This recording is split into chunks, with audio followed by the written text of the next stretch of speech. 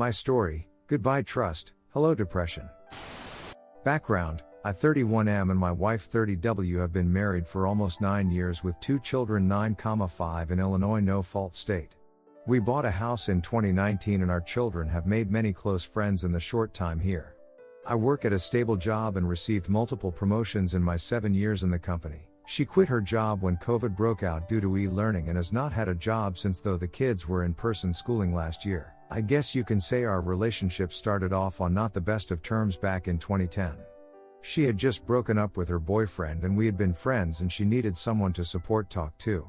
Months later we were together. We were young, dumb, and we got along better than any girl I had talked to at the time. Day 1 2018, we had financial issues and sold our home and moved in with my in-laws. I knew going from a 4-bedroom house with space to 1-room living with her family would be difficult, but we agreed to save up and find a home when we were financially comfortable again.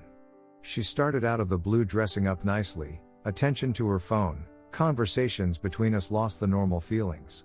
Thanks to her Apple Watch because she deleted all her texts and would show me her phone to prove there was nothing. I found out she was texting an ex from high school. The texts included reminiscing on the times they had time after school, how her chest has grown since, attempts to meet up but since he didn't have a car they never did since I brought it up to her. She apologized, went no contact and even changed her phone number. We agreed to work on things and in my head I justified not separating for the kids' sake over an emotional affair. Day 2 summer 2021. One fight in summer because she contacted an ex different one and talked about how she wasn't sure she made the right decision at a young age to marry me and have kids. I thought she crossed a line even having a conversation like that with someone. Again, we work on things but she starts hanging out with one of her friends who's single and was telling her the whole time, girl, you deserve better. Women get all the rights in divorce. Day 3 fall 2021. Her friend introduces her to a group of guys and my wife hits it off with one of them, all behind my back obviously. She starts going out with her friend more, which really her meeting up with her new AP. Between October and December they exchanged 6,000 text messages to each other. They were physical at a hotel and in my home while I started my new job. She swears up and down they only made out. I don't believe that. Adults that are attracted to each other and alone don't just make out. She sends vulgar pictures, telling him she wishes she knew what a relationship with him was like. I confront her and she goes off, pushes me up against the wall, scratches me, uses objects to hurt me. I call the police. She was charged for domestic violence. Court date comes and the judge dismisses it due to the issues it would cause for the children, being I couldn't watch them full time while they're at school, and her attorney pleaded she was sorry and willing to work on things. Day May 4, 2022. I keep things cordial at home. I go on a work trip for a week and at this point I confirm she went no contact with his AP. I come back from the trip and see she has a new app on her phone. WhatsApp. My heart sinks.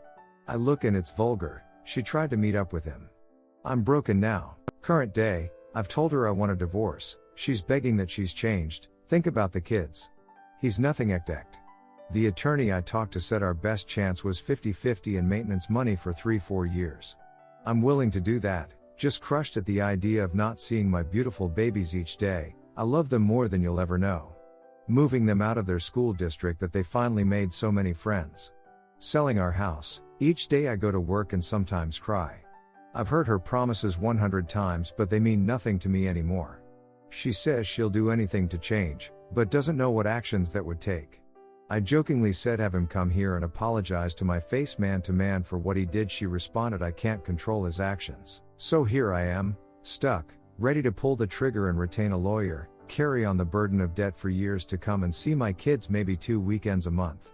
I need a shoulder to cry on, I need support, I need someone to tell me it's going to be okay. Redditor's reactions update after. Redditor 1, you're making the right decision. Anyone who assaults a partner shouldn't be in a relationship. Beyond that, 4 affairs is a pattern of behavior that won't be broken. You will find someone who will be loyal, caring, affectionate. Stay strong and on mission. Redditor follow up, honestly kind of curious if this angle doesn't give ops lawyer a little more to negotiate with. Even if the charge was dismissed, the police report didn't just up and vanish. Redditor 2, everything will be okay. Once you go through the divorce and finalize everything, you'll realize this is something you probably should have done years ago. Your kids will be okay. You can still be a great dad to your kids and you can work on improving yourself. Only issue is you can't eject your cheating wife from your life because of the kids. Best you can do there is just have a cordial co-parenting relationship with her. Redditor 3, what has she actually done to show she loves you and will not cheat again? You rightfully see that her words mean nothing. Many women who engage in affairs do not insult their spouses. If you really wanted to save the marriage, your best would have been to separate and start divorce proceedings after day 1. It would have shown you had background and she truly would have had to make a choice between the marriage or ducking other men. Now you keep forgiving her and in the future she will just assume she can get away with it again. Divorce her now. You will never get a better deal than 3-4 years of support. Stay with her longer and she will cheat again, and when you finally divorce you may be stuck with lifelong alimony. Tell her she destroyed the marriage. It must end before a new relationship can be built. Tell her that if she really loves you she will allow the reasonable divorce and prove she can be faithful while you are apart. Update: Divorce mediation versus lawyers. What is your opinion on the two, and if you've done mediation, how was the outcome? Previous post of mine describes my situation. I realize mediation would be ideal as it is way more cost effective, but I'm on the fence of what would be the best solution for me. If you've done mediation, what was your experience, and would you have done things differently based on your personal experience? It seems like mediation would be quicker, cheaper, but less leverage in my case, but ultimately I live every day not wanting to live with my wife and just to move forward. Am I doing the right thing by thinking mediation is the best route to go if we can both be civil and agree on things? Redditor's reactions update after. Redditor 1, my STBXH wanted to do mediation instead of involving lawyers. I literally laughed in his face because I was raised by a lawyer and almost went to law school myself. As if I was going to go through a divorce and dismantling of a 21 years relationship without a lawyer? Lamau. He just doesn't want to spend the money, but I don't care. There's no way I'd walk through this without a shark by my side. Get a lawyer. This isn't Wedding Crashers. This is real life and you need to be represented. Redditor 2, even if you are doing mediation, it is recommended that you have a consulting lawyer. Redditor 3, a mediator won't represent your interests. If they do, it's probably not intentional. An attorney will represent your interests. Update: 30 days later and so much has happened. Lost for words at this point, so much has happened and I need to vent. The past month our marriage has been what I would consider stagnant. It's a terrible phase to be in, but with the kids and such we talked about mediation, and I was even willing to help her get a remote job at my company so she could watch the kids full time and keep the house. In return, if she sold the house, half of the proceeds would go to me and I would have the kids 2 weekends a month and be able to see them whenever, as long as it was communicated and agreed on.